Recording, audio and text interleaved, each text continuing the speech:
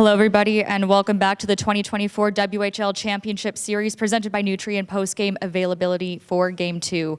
We're joined now by the Moose Jaw Warriors, head coach Mark O'Leary at center, Brayden Yager to your left, and Jagger Firkus to your right.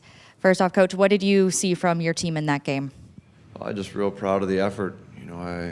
We talked all day about what we were going to expect from Portland. Hard push, the second one at home here, and I just thought we came ready to go.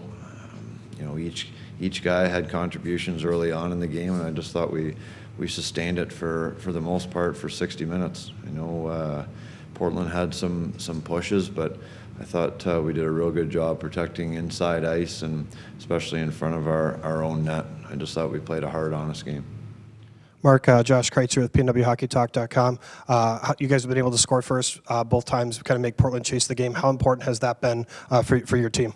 Yeah, it's a confidence boost for sure. I think when you play the right way and you get rewarded for it, it makes you want to continue. And I thought that's what we saw tonight. We were on the gas early, and when you get a little bit of goal, or when you get a goal early on, it goes to your legs, and it's easier to sustain.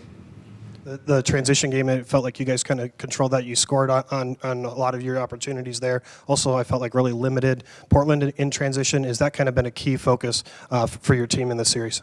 Yeah, we certainly respect how good of a team they are in transition, and that's part of playing honest and making sure that we have numbers above the puck. And I thought the guys did a real good job of that, having numbers, having layers. And when you do that, eventually you're going to create some turnovers of your own. And these guys had the skill to make plays going the other way. So it starts with the honest hard work and skill at the end.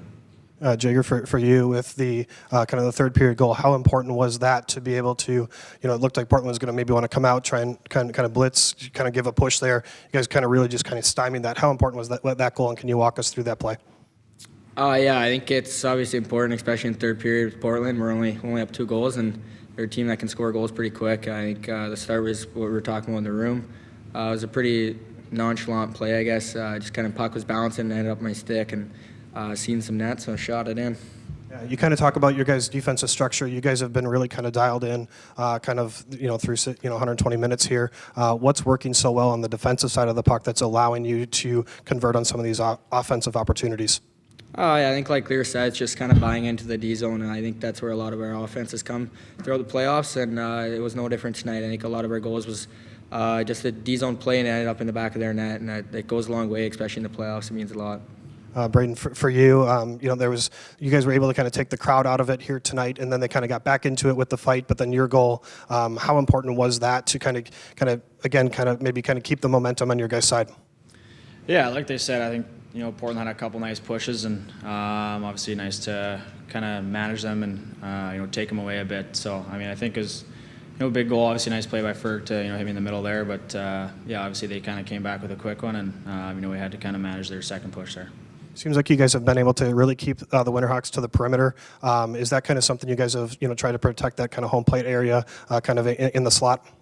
Yeah, for sure. We're gonna take outside shots all day. Boogs, he's been really good the last 2 games, and he's got anything from the outside. So I think if we can do what we've been doing these past 2 games, just keeping him outside, then I'm sure Boog will have his first ones.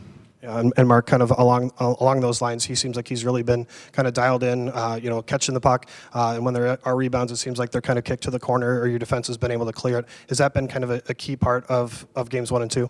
Yeah, I think he's playing his best hockey of the season, no question.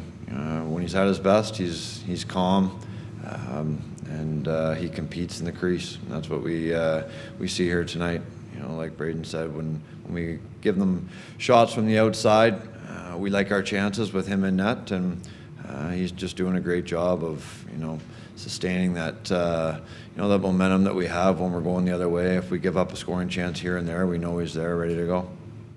Mark, Brian Delfava here with Area 51 Sports Network. Atlee Calvert again opening the scoring. Just how important has he been for this playoff run?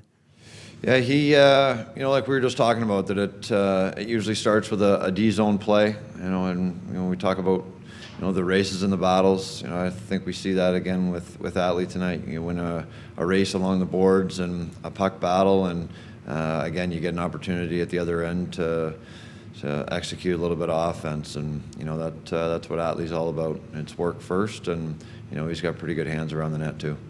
Yager, for you, you're up to 30 career playoff goals, all with Moose Jaw. Just how you're the leading playoff scorer in Warriors history. Just describe what kind of an honor that. Just describe that honor and just your game tonight and how you think how you played tonight. Yeah, it means a lot. I think for an organization like this, it's an honor, but at the same time, I think it'd mean a lot more to the organization if we came home with a championship. It's kind of where our mindset's at, is worrying about the games at home now. I think we're past these 2 games, so you'll hop in a plane and get home and be ready for games 3 and 4 and 5. We always kind of talk about, happy bus ride back after 2 big wins. The bus honks twice when you leave. How excited is it going to be to take a happy plane ride back now? Yeah, it's a nice feeling. Obviously, you enjoy it a bit more. We'd enjoy it either way, but it's exciting. We're up 2-0. It's still to finish the job, I guess I can say. We're looking forward to games 3, 4, and 5. And how are you, for any of you, kind of how are you looking to be able to kind of now go back to play in front of your home fans and the boost that's going to give you? You've kind of had the mentality of kind of take Portland's fans out of it. Now you're going to try and build the energy off of your home fans. How can they kind of give you guys a boost going into those next 3 games or 2 games? Yeah, they've been great all year, and they've ramped it up even in the playoffs. Coming back home from Stoon after a big win, they were pretty electric at our barn, even at late nights. So they're the best fans in the league, and so far in the playoffs they've been absolutely rocking the building. So we're excited. You guys talk about kind of the compete level, Mark. You've talked about the winning races and things like that. Shot blocks of, everybody seems to be kind of putting their body on the line. Is that just kind of the sacrifice your team has shown all year? Whoever wants to answer that. Yeah, they don't want to let each other down, and I think if you need to wear a shot or take a bump along the boards to get a puck out or get a puck in, I just think everybody's bought into doing that, and it's a special thing when you're playing for each other. These guys have grown up together, and like I said, they don't want to let each other down. That will conclude our post-game media availability for tonight. Tomorrow is a travel day. Brayden, Mark, Jagger, thanks for joining us tonight.